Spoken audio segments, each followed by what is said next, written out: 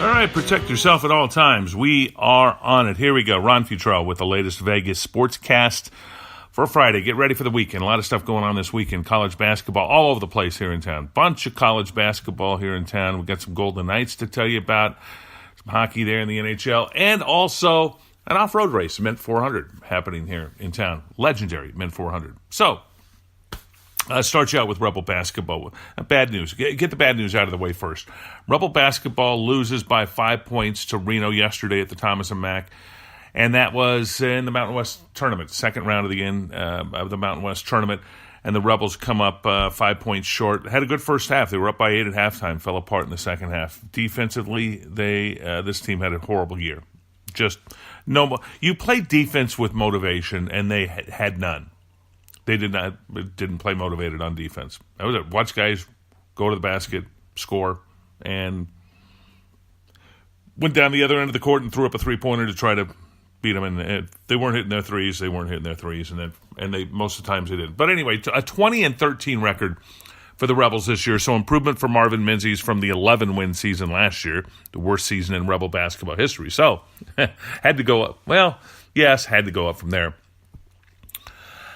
But with this loss, Brandon McCoy probably not going to stay at UNLV, probably one and done for the 7-footer. I don't think he's ready for the NBA, but okay. I'll also say, why does he want to stay around here, too? So, also no postseason. I don't get that. Why not go to the postseason if you get invited to either the NIT? That's not likely, but there's also something new called the CBI, College Basketball International or some Invitational. And go to that one, okay?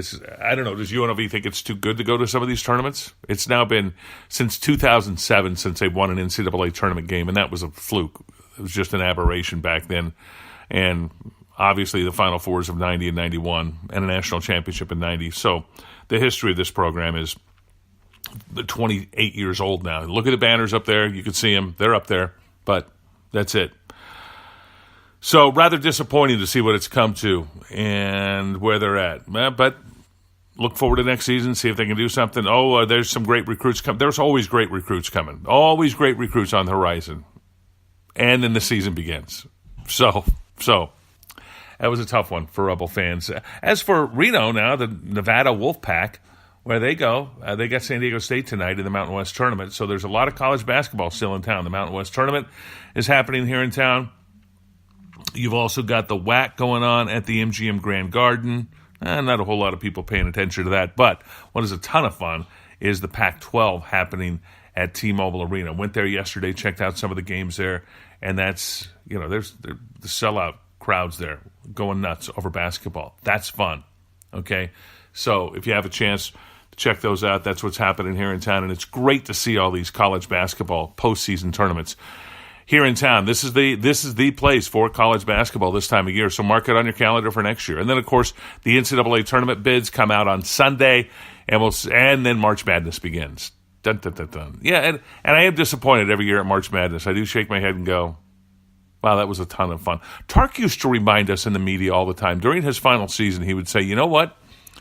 You guys someday are going to miss not going to the NCAA tournament every year. Well, it happened right away. Rolly Massimino took over and did not go to the NCAA tournament. Tark's next year. As crazy as that would have been to say at the time that it was going to happen, but that's what happened. And then they haven't been back to any extent since then. A Sweet 16 in 2007 under Lon Kruger. That's it.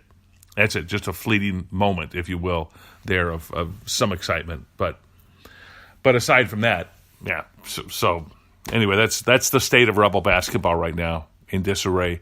Marvin Menzies going to have next year to see what he can do and see if he can make some progress with his program.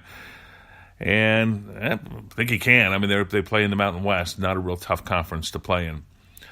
Okay, Golden Knights hockey. All right, good win yesterday at Detroit, 4-0. Got the shutout. Marc-Andre Fleury got the shutout. It's been a while since he's pulled off one of those, but he did it. Showed that he can. Yes, indeed, he did.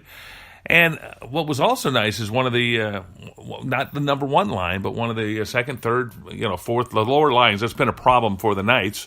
It is for every NHL team, really, that their third and fourth lines aren't scoring enough, but or even the second line. You always want those lines to score more. But what happened yesterday was Alex Tuck, the rookie, fun guy, great guy, got a couple of goals. Cody Eakin, likewise, another good guy, fun guy. Happy to see him get a couple of goals. And that was the 4-0 advantage right there. That line did a great job. Also, Ryan Carpenter on that line now. And Carpenter's done real well. Certainly, he's accomplished a lot in his time now with the Golden Knights. So that line, good job. Yesterday for the Golden Knights, they take on Buffalo, the worst team in the East. The only team worse than them in the NHL, I think, is Arizona in the West. But Buffalo Sabres, they play at Buffalo on Saturday evening/afternoon. Should be another win for the Golden Knights on this road trip. They don't play at home again until Wednesday. I believe it's New Jersey that they take on. So next Wednesday, they return. And they play games every other day now for the next about 2 weeks. Every other day, 2.5 weeks. So that's how that goes. Okay, so off today, on tomorrow. Off Sunday, on Monday. Off Tuesday, back home on Wednesday. So that's the night schedule from here. But again, fun to watch. Preparing for the Stanley Cup playoffs and where they're going to be. Should be clinching a playoff spot here real soon. They're going to the playoffs. I mean, there's no doubt. But their seeding now is what they're playing for, and that's the important part right now is seeding who they're going to meet in the first round of the Stanley Cup playoffs, and those are always tough because the Stanley Cup, there's a fine line between the number 1 team and the number 8 team in the Stanley Cup playoffs in the Western Conference or Eastern Conference.